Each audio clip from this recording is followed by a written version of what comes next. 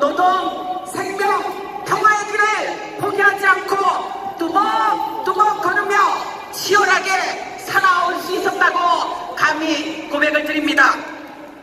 저에게도 연대가 희망이라는 것을 보여주신 여러분, 정말 고맙습니다.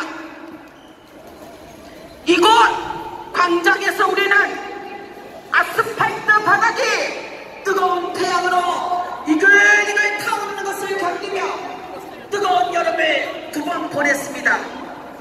다시 우리는 3번의 여름을 이곳 광장에서 맞이하고 있습니다. 이제 4번의 여름은 이곳 아스팔트 위에서가 아니어야 하지 않겠습니까? 이곳에서 우리는 윤석열 탄핵과 함께 자주 독립을 온몸에 두르고 걸으며 외쳤습니다.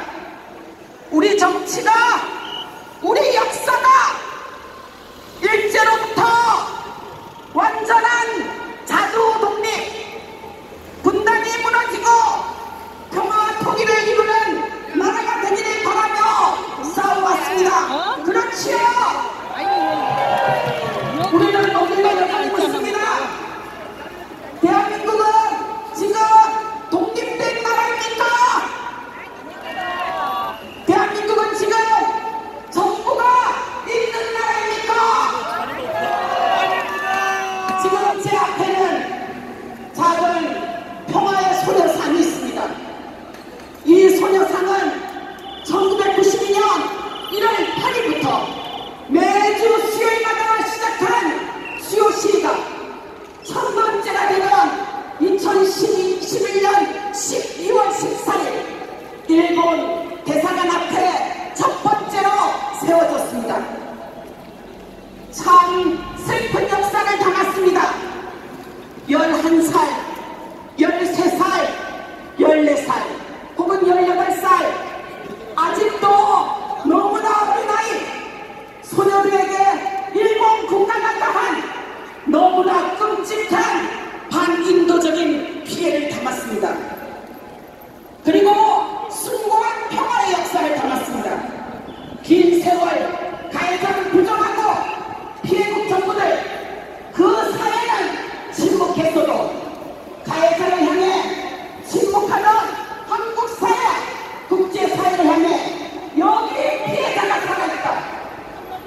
우리에게 일어난 역사의 진실을 규명하고 일본 정부는 사죄하라, 배상하라 외치며 싸운 1000번의 포기할 줄 모르는 평화를 위한 여정을 여기에 소녀상에 담았습니다.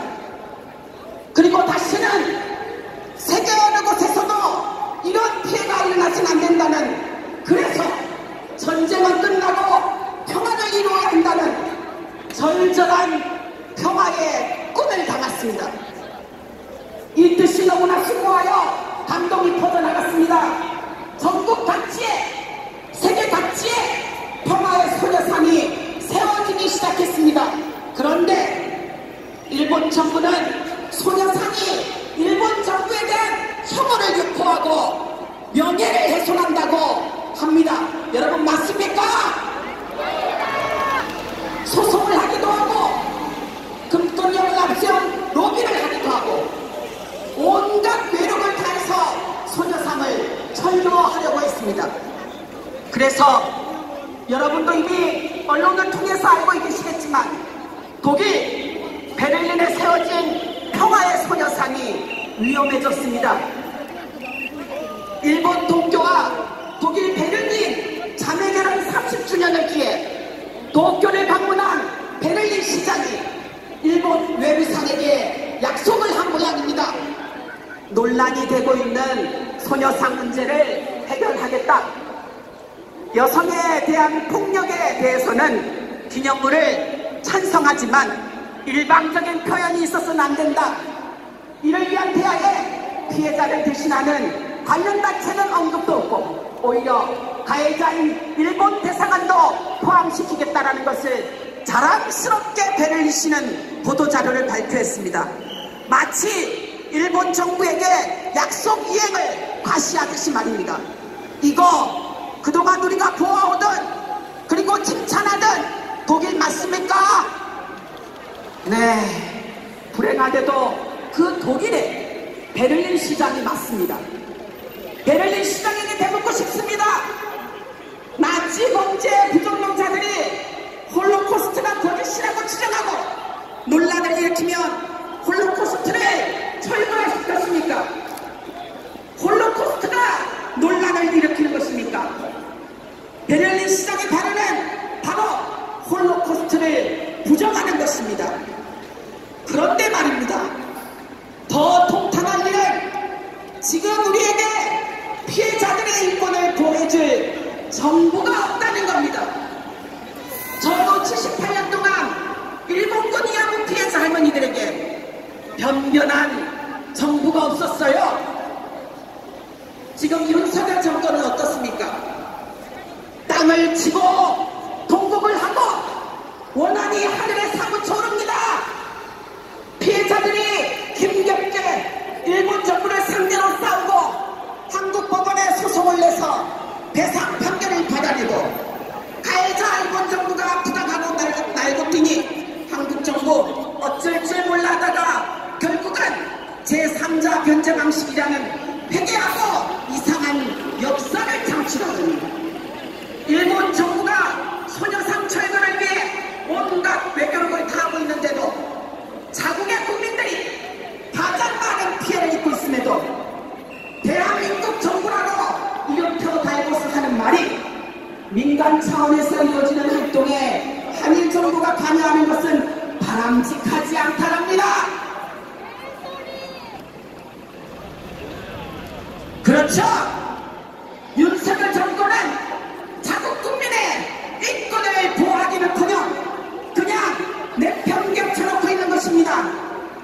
조선인 강제 동원의 역사를 은폐하고 사도강산을 유네스코에 등재한다 해도 우리 정부는 그것을 절대 반대하는 것은 아니다.